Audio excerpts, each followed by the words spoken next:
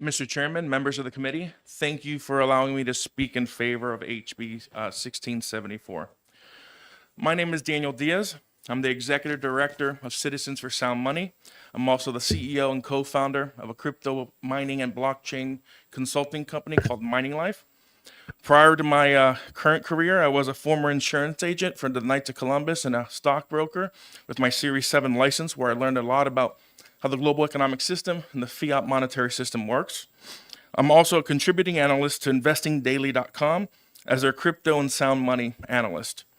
My entire professional career in finance has been focused on helping people protect their wealth and increasing their financial literacy.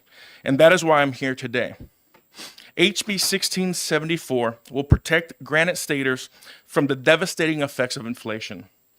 If you turn to the first page, I asked the question, what is inflation? The simplest definition of inflation is the expansion of the currency supply.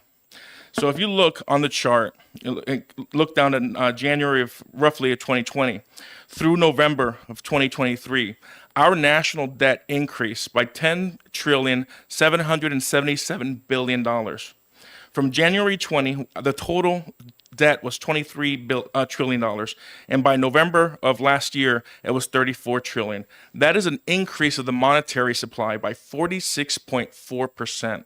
As new currency is purchased, it dilutes the current purchasing power of all currency in circulation. So we've lost around 46, almost 50% of our purchasing power in just under 4 years. On page number 2, and you'll see in the chart that in 1971, Nixon took us off the gold standard, effectively making the dollar a fiat currency. It's unbacked just by the full faith and credit of the United States.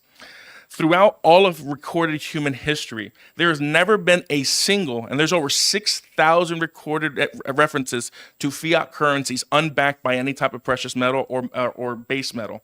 Not one single fiat currency has survived in all human history.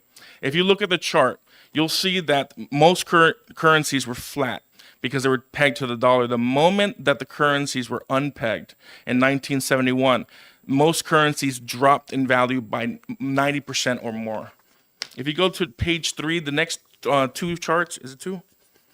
3 charts. The next 3 charts will show the difference between assets compared to the dollar versus gold. In this first chart, we'll see that the gold has protected against inflation. You'll see at the beginning of the chart, it's 1971, where gold and the dollar were combined. And then from 1971 to today, we have a 667% inflation rate in the dollar. That's a loss of purchasing power. If you look at gold, gold has actually increased in value compared to the dollar by 84, almost 85%. Gold has protected purchasing power for millennia. The next chart on page number 4, we're comparing gold to oil. You'll see at the beginning in 1971, when we were pegged to gold, oil was in the dollar was pretty much the same price. But as we depegged, you'll see that you can buy more oil with gold throughout the last 53 years versus the dollar. Oil has gone up 600%, just like the inflation of the dollar, while gold has actually increased in value by 50%.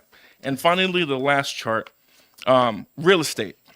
So we go back to 1971, where the dollar was pegged, and when it was depegged, you'll see that the value of homes have gone up 965% compared to the dollar, while this gold has maintained its value. In fact, in 1979, the average price of a house was $73,000, which was 268 ounces of gold. Today, the average price of a house is $513,000. Guess how many ounces of gold? 268, because gold maintains its purchasing power. So I share all this information to you to explain the value of having a gold-backed currency. And Citizens for Sound Money, my organization, along with Representative Amer, are the ones to help write this piece of legislation. And I know some of you have some detailed questions. If you have any questions, I'm more than happy to answer them since we were the ones, our legislative committee wrote this bill, and it's currently in 20 different states in different renditions. Thank you. Okay, Representative Gibbs. Thank you, Mr. Chairman. I'm sorry I had to step out to the restroom, so I didn't hear all of your testimony. But my question is, doesn't the state of New Hampshire have enough work to do without setting up a depository for gold and silver? Thank you for that question, Representative Gibbs. I think that's the great question, and we have some experts behind me, and also I have a written testimony by one of the companies that would be actually bidding to run the depository and create the electronic currency. Load Labs can't be here today, but we have another company, the president of Kinesis, which is another gold and company that will also manage the depository. There won't be any additional work added. Significant work added to the state because these private companies will manage with their contracts with Brinks or other private vaulting companies. And also they've already created and they're already working across the world using cryptocurrency. In fact, I have a debit card in my pocket I could show you that's backed by gold, and I can spend it anywhere right now, buy you a cup of coffee, buy dinner with gold, and the merchant won't even know because at the moment of swiping that card, the gold is sold at market prices, which I think answers a few of your concerns, and the merchant won't even know I pay with gold because they'll receive dollars. Follow-up question? Well, I was good. You hit it right on the nail. What's in this for the state of New Hampshire to spend millions of dollars to do something that private industry can do, is already doing? Why do we want to muck around and compete with you? That's a beautiful question, Representative Hunt, because Article 1, Section 10, Clause 1 of the U.S. Constitution gives the states the authority to make gold and silver legal tender in the state. Right now, there's only 4 states in the union. But why would we want to do that if it's to going to protect cost grant estaters? If it's going to cost us thousands, millions, and millions of dollars to have an infrastructure for it? Well, what's in it for New Hampshire? Load and that's a great question. Load and Kinesis will actually provide the technology and the infrastructure for free. And I'll let the president of Kinesis in this statement right here explains it. The only thing they request, since they'll be putting up the money for the infrastructure, is potentially donating Load is asking for $250,000 in gold and silver to kickstart the depository amounts of gold and silver. But all the technology will be provided, and the way and after the companies recuperate their fees for creating the infrastructure, then there's a split revenue model where the state will receive revenue from every transaction using the digital currency. Okay, Representative Gibbs, you may have your question. Thank you. Follow-up question. You mentioned a debit card based on gold. Who administers that debit card system, and why do you trust them? Well, right now, the debit card I have is partnered with a bank in the United States that's FDIC insured.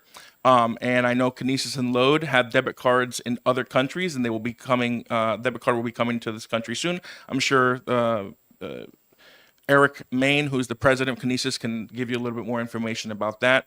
But it's partnered with the banks, and the MasterCard I think is a card I have in my pocket. I think Visa is also an option. But they have fees. Yes, and it's about 22 to 45 basis points for using the system. And for instance, I don't want to take too much time. The president, Eric, will be able to discuss how their fee system for merchants work. But by having the merchant system, merchants will save between 200 and 400% on credit card charges if they accept the digital currency, because it's only 22 to 45 basis points versus 2 to 4%, which is 200 and 400%, 400 basis points. So there's a savings to merchants if they decide to accept gold and silver currency. Okay. I'm missing something here, but that's all right. All right. Any other questions? See, thank you very much. Thank you.